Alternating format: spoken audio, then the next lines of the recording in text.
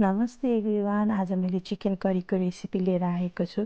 विश्वास छ तपाईँहरू सबैले मन पराइदिनु हुनेछ। र मैले फर्स्टमा लिएको छु यहाँ प्याज र सँगै छ अदुवा लसुन र जिराको पेस्ट अनि खुर्सानी, साथमा छ टमाटर र यहाँ मैले लिएको छु नुन, मेथी, तेजपत्ता, बेसार, गरम मसला र खुर्सानीको धुलो लिएको छु र मैले यहाँ धनिया राखेको छु र यो मासु रहेको छ कुखुराको र मैले लगाएँ तेल।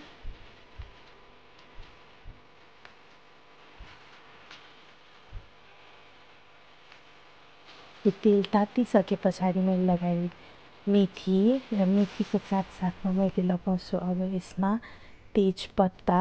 अलि मेथी कालो हुन दिनुपर्छ, हल्का डढाउनुपर्छ र साथमा तेजपत्ता लगाइहालेँ र तेजपत्ता लगाइसके पछाडि मैले लगाएँ त्यहाँ प्याज र प्याजलाई एकछिन चलाउनेछौँ हामी। त्यो हालिसके पछाडि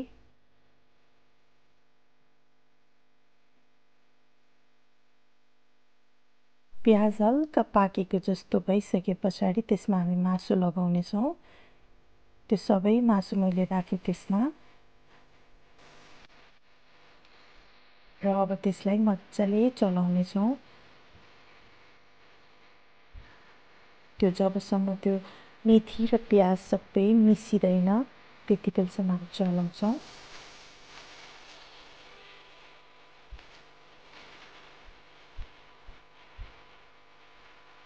र त्यो चलाइसके पछाडि एकछिन छोपेर हामी राख्नेछौँ।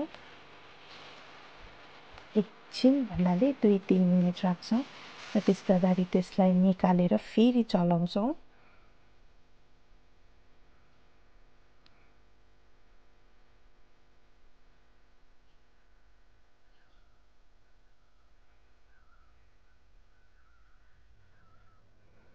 र त्यो चलाइसकेपछि फेरि छोपेर पकाउने, छोप्दै पकाउँदै गर्दा अलिक छिटो पाक्ने नै हुन्छ र त्यो जुन पानीहरू छ त्यो पानीहरू नसुकुन्जेलसम्म हामी त्यसलाई चलाउँदै पकाउँदै गर्नेछौँ।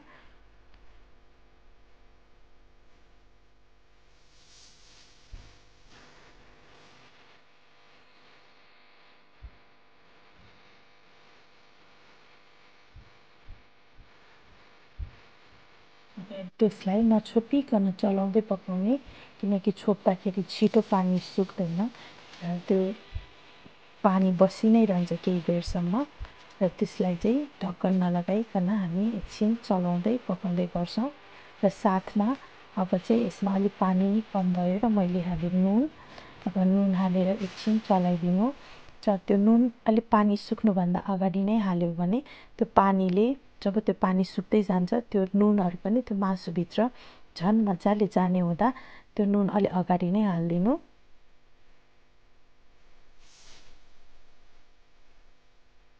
अब एकछिन चलाइसके पछाडि त्यसमा मैले बेसार हालेको छु र बेसार हालेर एकछिन चलाउनेछौँ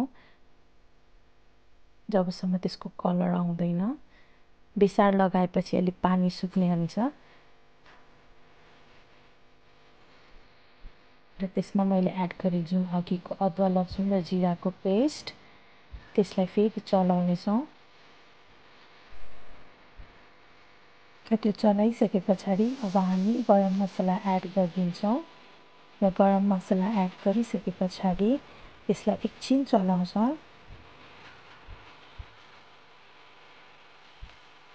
र त्यो चलाइसके पछाडि टमाटर जुन हामीले काटेर राखेको थियौँ त्यो टमाटरलाई पनि एड गरिदिन्छौँ र मजाले चलाउँछौँ।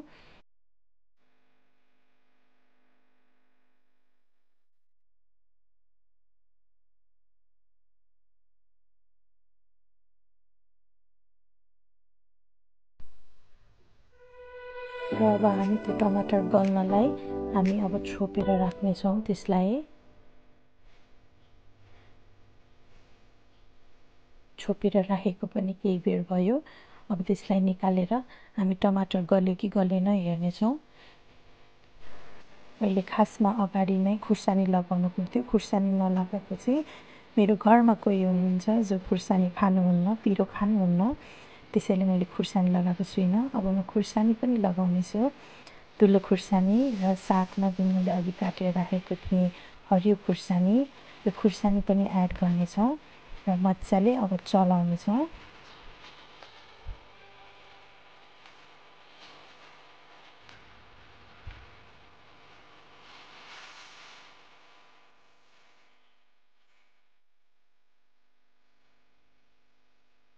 अब जति पनि खुर्सानीहरू त्यो सबै मिक्स भइसके पछाडि एकछिन छोप्न राख्छौँ र छोपेको केही बेरमा यो पानी यसरी निस्किन्छ र तेल र पानी छुटिएको देखिए पछाडि हामी त्यसलाई चलाएर अब त्यसमा जुन हामीले काटेर राखेको धनियाँ थियो त्यो धनियाँ एड गर्छौँ।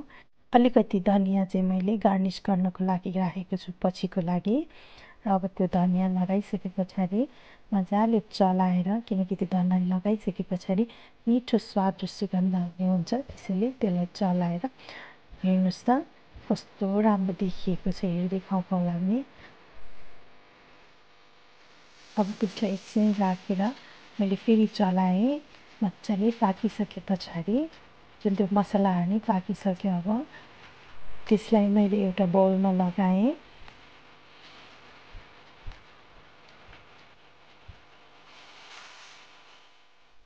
हेर्नुहोस् त कस्तो राम्रो देखिएको छ। अब म तपाईहरूलाई क्लोजअपमा पनि देखाउने छु, हेर्नुहोस् त। धन्यवाद तपाईहरूलाई सुरुदेखि अन्तिमसम्म हेरिदिनु भयो। धन्यवाद।